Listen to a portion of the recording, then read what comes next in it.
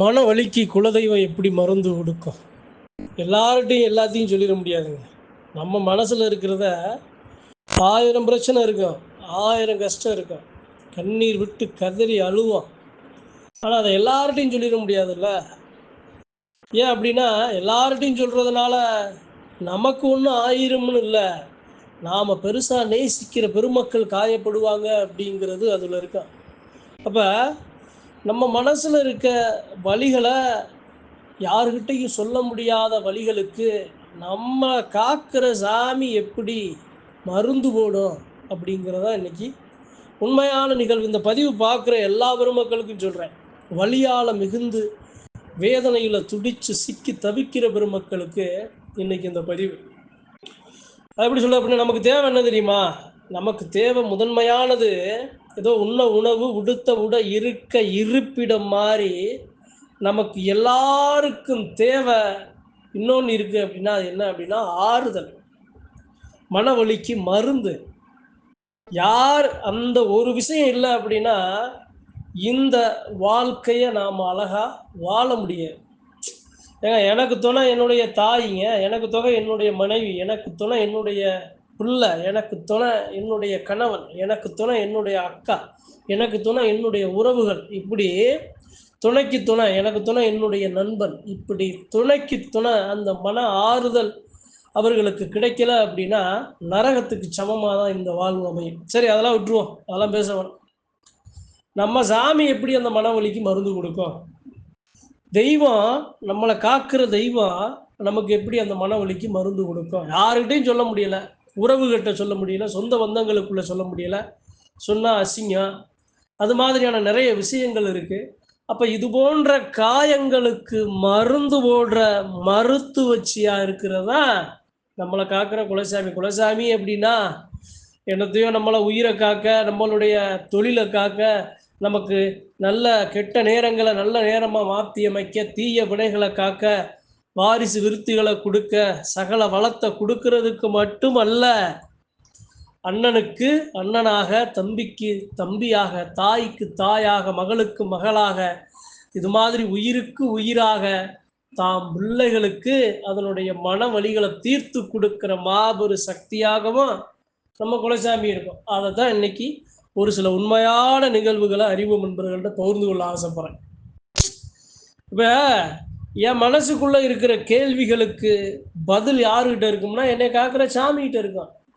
நான் இப்போ வேதனைப்படுறேன், இந்த வாழ்க்கை எனக்கு வேதனையை கொடுக்குது அப்படின்னா அந்த வேதனைக்கு தீர்வு என் சாமிகிட்ட கொடுக்கும். அந்த சாமி எப்படி என்னைய அதிலிருந்து மீட்டெடுக்குது? ஒரு சில உண்மையான நிகழ்வுகளை தான், நடந்ததை, நடக்கிறத அறிவு நண்பர்கள்ட்ட பகிர்ந்து கொள்ள ஆசைப்படுறேன். ஒரு குடும்பம் இருக்கு, அந்த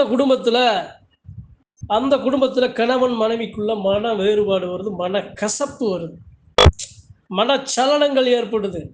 எப்படி அந்த குடும்ப உறவுகளுக்குள்ள அந்த ஏற்படுற அந்த மன கஷ்டங்கள், மனச்சலனங்களை சொல்ல முடியலை. ஏன்னா நம்ம மூஞ்சியில் நாமளே எச்சு துப்ப முடியுமா?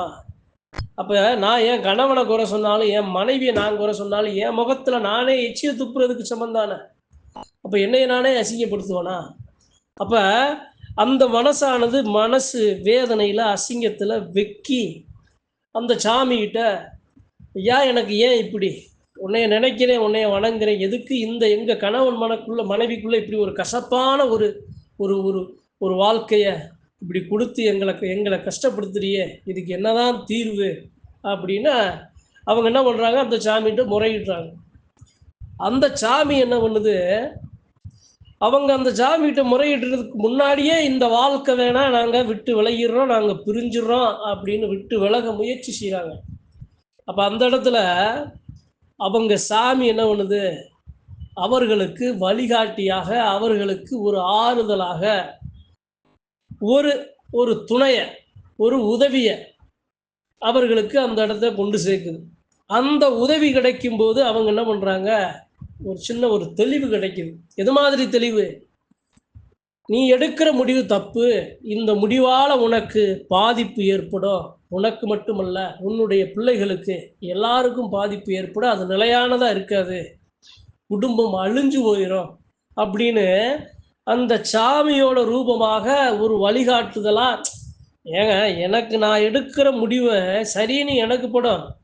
அதை எடுக்காதப்பா, அது அந்த முடிவு உன்னைய பாதிக்கும்ப்பான்னு சொல்ற ஒரு சாதாரண மனிதன் சொன்னா ஏத்துக்க மாட்டான். அந்த சாமி சொன்னா ஏத்துக்குவோம்ல. அப்ப அவங்களுக்கு ஒரு தெளிவு கிடைக்குது. இனிமேல் நாம இந்த முடிவு எடுத்தது தவறு. இனி இத செய்யக்கூடாது அப்படின்னு என்ன பண்றாங்க, அந்த சாமி அனுப்பிய அந்த அந்த உதவியால அவர்கள் அந்த இடத்துல ஒரு சின்ன ஒரு அவங்கள திருத்திக்கிட்டு அவங்களுடைய வாழ்க்கையில வேற ஒரு முடிவு எடுக்குறாங்க. அந்த முடிவு அவர்களுக்கு வெற்றிய தரும் அப்படின்னு நம்புறாங்க. அப்ப இந்த இடத்துல அவர்களுக்கு உதவியா இருந்தது யாரு?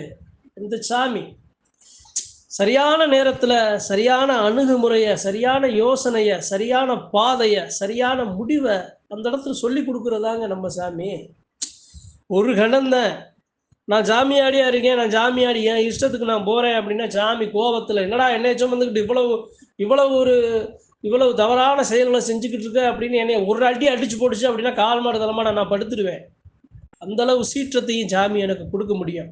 ஆனா, எனக்கு சூழ்நிலைகளால எனக்கு இது மாதிரியான உருவாகும்போது, "ஏப்பா, கொஞ்சம் பொறப்பா, நான் வரேனப்பா. இது நீயா செய்யலடா. உன்னை சுத்தி இருக்கிற சூழ்வினைகள் உன்னை செய்ய வைக்குதுடா." அப்படின்னு அந்த சூழ்வினைகள தான் ஏத்துக்கொண்டு அந்த பிள்ளைய அழகா பாதுகாத்து நிக்கும். அப்படியும் சாமி செய்யும். அப்ப இந்த பதிவுல இது மாதிரியான ஒவ்வொரு நிகழ்வுகள்லையும் நாம வணங்குற குலசாமி நம்மளுடைய மனவலிகளுக்கு மருந்தா இருக்கும் அப்படிங்கிறது தான் இந்த உண்மையான நிகழ்வுகள சொல்ல ஆசைப்படுறேன். இன்னொரு உண்மையான நிகழ்வு ஒரு சாமியாடி. அந்த சாமியாடி, அந்த சாமிய சுமக்க முடியாம, அந்த சாமிய கொண்டு செலுத்த முடியாம, அவருடைய சிந்தனையில, அவர் செய்யிற செயல்ல, அந்த சாமிய ஆடவே கூடாது, நெருங்கவே கூடாது அப்படிங்கிற மாரி அந்த சாமியாடி பாதிக்கப்படுறாரு. சாமிய நெருங்க முடியல, சாமிய கும்பிட முடியல, சாமிய நெனச்சு விரதம் பிடிக்க முடியல. அந்த சாமிய என்ன என்ன செஞ்சாலும் அந்த சாமி ஏன் அப்படின்னா, அது மாதிரியான தடைகள், அது மாதிரி சூழ்ச்சிகள் அவர சுத்தி, சுத்தி, சுத்தி, சுத்தி நடந்துக்கிட்டே இருக்கு. அப்ப அந்த சாமியாடி என்ன பண்றாரு, நல்லா மலையம்புட்டு நெனச்சு, மலையம்புட்டு சுமந்து, நல்லா அந்த சாமிய காலத்துக்கும் கொண்டு செலுத்தணும். சாமிய காலத்துக்கு உணரணும். சாமிய காலத்துக்கு ஒழுக்கத்தையும் கட்டுப்பாடோட இருக்கணும் அப்படிங்கிற அந்த பாதை அவர் தவறுறாரு. வழி மாறுறாரு. தடம் மாறுறாரு. அப்ப அந்த இடத்துல சாமி இறங்கி வருது. "என்னப்பா? ஏன்டா? இதெல்லாம் பாரப்பா. இதெல்லாம் உன் கண்ணுக்கு இருக்கிற மாயைடா. இதெல்லாம் மாய. இதெல்லாம் உண்மை அல்லப்பா. இதெல்லாம் போலி. இதெல்லாம் உனக்கு எதிரா உனக்கு சித்தரிக்கப்படுறதப்பா. அதில நீ போய் மயங்கிறாத" அப்படின்னு ஒரு அவையத்த போட்டு, ஒரு அரட்ட போட்டு, அவருடைய மண்டையில இருக்க அந்த சிந்தனையில இருக்க அந்த மாயைய விளக்கி, அவருக்கு ஒரு வெளிச்சம். தூங்கி எந்திரிச்சா எப்படி ஒரு அழகான ஒரு வாழ்க்கைய நாம பயணிக்கிறோமோ, அதே மாதிரி அந்த மாயையிலிருந்து விலக்கி குடுத்து, அவர மறுபடியும் அந்த பழைய நிலைக்கு திருப்பி கொண்டு வரும். அப்ப நாம வணங்குற சாமி நம்மள எப்படியெல்லாம் அனுசரிச்சு, நாம நினைக்கிறோம் நம்ம சாமிய கொண்டு செலுத்துறோம், நம்ம சாமிய பூஜை பண்றோம், நாம சாமிய விழா எடுக்கிறோம், நம்ம சாமிக்கு தேவையானத செய்றோம். நாம தான் நம்ம சாமி கோவில அடைச்சு வர்றோம்னு நாம நினைக்கிறோம். ஆனா அங்க இருக்கிற சாமி நம்ம எல்லாத்தையும் அணைச்சு வர்றது, எல்லா விஷயங்களையும் அணைச்சு வர்றது, ஒவ்வொரு நிகழ்வுகளையும், ஒவ்வொரு பங்காளி பெருமக்கள், ஒவ்வொரு அங்காளி பங்காளி பெருமக்கள் செய்யற எல்லா செயல்கள்லையும் நம்ம சாமி இருக்குங்கிறத நாம மறந்துடுறோம். அப்ப என் சாமி அவதாரம் எடுக்குங்க. உங்க சாமி அவதாரம் எடுக்கும். எது மாதிரி அவதாரம் எடுக்கும்? உங்களுக்கு எந்த அவதாரம் தேவையோ அந்த அவதாரம் எடுத்து உங்க முன்னாடி வந்து நிக்கும். உங்களுக்கு இந்த பிரச்சனையா, அந்த பிரச்சனைகள தீர்த்து கொடுக்கிற மருந்தா அந்த உருவம் எடுத்து வந்து நிக்கும். சரியான முடிவுகள எடுத்து குடுக்கிற அந்த ஒரு நல்ல ஒரு துணையாக, நல்ல ஒரு உதவியாக அந்த இடத்துல வந்து நிக்கும். அப்ப என்னைய காக்கிற குலசாமி எப்படியாவது என்னைய சுத்தி சுத்தி வந்து என்னுடைய மனவலிய தீர்த்தே ஆகும். அதாவது இன்னொரு விஷயம் இருக்கு. என்னங்க நீங்க சொல்றதெல்லாம் தவறுங்க. நீங்க அப்படி என்னங்க வந்துச்சு? என் சாமியெல்லாம் வரவே இல்ல. நான் கஷ்டப்பட்டுக்கிட்டு தான் இருக்கேன். இப்ப வரைக்கும் கஷ்டப்படுறேன். அப்ப இருந்து இப்ப வரைக்கும் சாமிய வணங்குறேன். கஷ்டம் தாங்க படுறேன். கஷ்டம்லாம் அப்படிலாம் வந்து சாமி நீங்க சொல்ற மாரி எனக்கு சரி பண்ணி குடுக்கலங்க. என் மனவலிக்கு மருந்து குடுக்கலன்னு ஒரு சில மக்கள் சொல்லலாம். ஆனா அதுல ஒரு விஷயம் புரிஞ்சுக்கிறணும். நாம மனுஷன் எடுக்கிற செயலுக்கு கிடைக்கிற உடனுக்குடனே கிடைக்கிற அந்த வெற்றி, சாமி குடுக்கிற முடிவுகள்ல உடனுக்குடனே கிடைக்காது. ஒரு சாமி ஒரு முடிவு எடுத்து அது என்னைய செயல்பட தொடங்குச்சு அப்படின்னா, கொஞ்சம் கால தாமதம் ஆகும். ஆனா வர்ற முடிவு சரியான முடிவா இருக்கும். ஆனா மனுஷன் நான் எடுக்கிற முடிவு, இன்னைக்கு எடுக்கிற முடிவு நாளைக்கு தவறா மாறிடும். மறுபடியும் பழைய நிலைக்கு போயிருவேன். மறுபடியும் ஒரு 6 மாசம் கழிச்சு, 1 வருஷம் கழிச்சு மறுபடியும் அந்த செய்யற தவற மறுபடியும் செய்வேன். ஆனா சாமி என்னைய வழி அணைச்சு என்னை கொண்டு வந்து இந்த நேரங்களில் என்னை அழகாக கொண்டு வந்துச்சு அப்படின்னா காலத்துக்கு அந்த தவறை நான் செய்ய மாட்டேன். அதுதான் மனுஷனுக்கும் சாமிக்கு இருக்கிற வித்தியாசம். அதனால தான் அன்றைய காலங்களில் அரசன் அன்று கொள்வான், தெய்வம் நின்று கொள்ளும்ங்கிறது தான். உடனுக்குடனே நடந்துடாது. என் சாமிகிட்ட போய் நான் ஒரு கோரிக்கை வைக்கிறேன், அந்த சாமி எனக்கு நல்லது செய்யுது அப்படிங்கிறது எனக்கு உடனுக்குடனே தெரிஞ்சுது. அது கொஞ்சம் நாள் ஆகும், கொஞ்சம் கால அவகாசம் ஆகும். 6 மாதம் ஆகும், 1 வருஷம் ஆகும், 2 வருஷம் ஆகும், 3 வருஷம். ஆனால் 3 வருஷம் ஆனாலும் அதுக்கப்புறம் எனக்கு நடக்கிற எல்லாமே நல்லதாக தான் நடக்கும். இது மாதிரி பின்னாடி நடந்தது எதுவுமே அப்புறம் நடக்காது. ஒரு இலையில் ஒரு அம்மாவுக்கு திருமணம் திருமண வாழ்க்கை சரியாக அமையலை. திருமண வாழ்க்கை முதல் திருமண வாழ்க்கை அமையலை, 2வது திருமண வாழ்க்கை அமையலை. ஒரு சாமி ஆடி வர்றாரு. அந்த அம்மா முன்னாடி வந்து நிற்கிது. மறிச்சு, என்னையா நீ எனக்கு பதில் சொல்கிற? எதுக்குயா என் வாழ்க்கை இப்படி சித்திரவதையாக இருக்குது? முதல்ல கட்டினவனும் சரியா இல்லை, 2வது கட்டினவனும் சரியா இல்லை. இப்போ இப்படியே போனால் என் வாழ்க்கை நான் சாகுறதா? உன் காலடியில் வந்து செத்துறவா அப்படின்னு அந்த சாமியாடியை மறித்து முந்திய விரித்து சாஸ்தாங்கமாக ரோட்டில் படுத்துச்சு. அந்த சாமியாடி மேலே எங்களையும் பார்க்குறாரு. மேலே எங்களையும் பார்த்து அந்த சாமியாடி என்ன சொல்கிறாரு அப்படின்னா, ஒரு எலுமிச்சங்கனி எடுத்து அந்த அம்மா மடியில் முந்தியில் கொடுக்குறாரு. ஓ ஓ இனி வர்ற காலம் உனக்கு எல்லாம் நல்லதாகவே நடக்கும்னு வாக்க சொல்லி அந்த சாமி போயிடுது. இந்த அம்மா எலுமிச்சம்பழத்தை வாங்கிட்டு வந்து வீட்டில் வச்சிருது. அப்போ இருந்த வாழ்க்கை அந்த 2வது வாழ்க்கையும் ஒன்றுமே இல்லாமல் போயிடுது. அந்த 2வது வாழ்க்கையும் அந்த அம்மாவுக்கு நிம்மதி கொடுக்காமல் போயிடுது. குடி போதையில் இறந்து அந்த 2வது வாழ்க்கையும் அவர் இறந்துடுறாரு, அந்த போதையிலே இறந்துடுறாரு. அப்போ அந்த அம்மா நினைக்குது, என்னப்பா சாமி அன்னைக்கு எனக்கு வாக்கு சொல்லிச்சு, எனக்கு எலுமிச்சம்பழத்தை கொடுத்து இனி வர்ற காலங்களில் எனக்கு நல்லா நடக்கும்னு சொல்லிச்சு. ஏன்னா என் புருஷன் செத்து போனாரே, ஏன்னா நான் இன்னும் மேலும் மேலும் நான் கஷ்டப்படுறேனே அப்படின்னு என்ன பண்ணுது, அந்த சாமியை திட்டுது. அந்த சாமி என்ன சாமி நீ என்ன அருள் வாக்கு சொல்கிற, என்ன சாமி ஆடி வர்றேன்னு மனசுபடி அந்த சாமியை திட்டுது. ஆனால் கஷ்டப்பட்டுக்கிட்டே இருக்கு. நடக்க 3வது ஒரு வாழ்க்கை அந்த பிள்ளைக்கு அமையுது. ஒரு சில வருடங்கள் கழிச்சு அமையுது. அந்த வாழ்க்கையில் அந்த பிள்ளைக்கு கிடைக்காத எல்லாமே கிடைக்குது. காலம் தாழ்ந்தாலும் வயசு தாழ்ந்தாலும் முன்னாடி 2 வாழ்க்கையிலையும் கிடைக்காத அந்த வாரிசு விருத்தி அந்த வாழ்க்கையில் கிடைக்குது. மன நிம்மதி கிடைக்குது. கஷ்டம் மாறுது, கருமாயம் மாறுது, வறுமை மாறுது. ஆனால் காலதாமதம் நடக்குது. அப்போ ஒரு நாள் அந்த அம்மா நினைக்குது, அதே இடத்துக்கு வரும்போது அதே சாமியாடி வரும்போது அந்த இடத்துல நினைக்குது, நீ கொடுத்த வாக்கு எனக்கு பழிச்சிருச்சு, ஆனால் கொஞ்சம் காலதாமதம் ஆச்சு, இப்போ நான் நல்லா இருக்கேனப்பா, நீ நல்லா இருக்கேன் அப்படின்னு சாஸ்தாங்கமாக விழுந்து இந்த காலுக்கு நான் சலங்கை அடிச்சு கொடுக்குறேன் அப்படின்னு அந்த சாமி அடிக்க அந்த அம்மா சலங்கை அடிச்சு கொடுக்க முயற்சி எடுக்கும். இப்படித்தான் நடக்கும் சாமி. நான் வணங்குற சாமி எனக்கு கொடுக்குற வாக்கு, என்னைய பாதுகாக்கிற இது மாதிரி தான். அதனால தான் நாம் தெய்வ விஷயத்தை பொறுத்தல உடனுக்குடனே என் சாமியை நான் கோவப்பட்டு எனக்கு நீ செய்யலை, என்னை செலுத்தலை, என்னை நீ பார்க்கலான்லாம் சாமிகிட்ட கோவப்படவே முடியாது. ஏன் குலசாமி என்னைய காக்காமல் அதுக்கு இருக்கிற ஆகச்சிறந்த பொறுப்பை என்னைய காக்கிறது தான். கண்டிப்பாக காக்கணும். காலதாமதம் எடுக்கும்.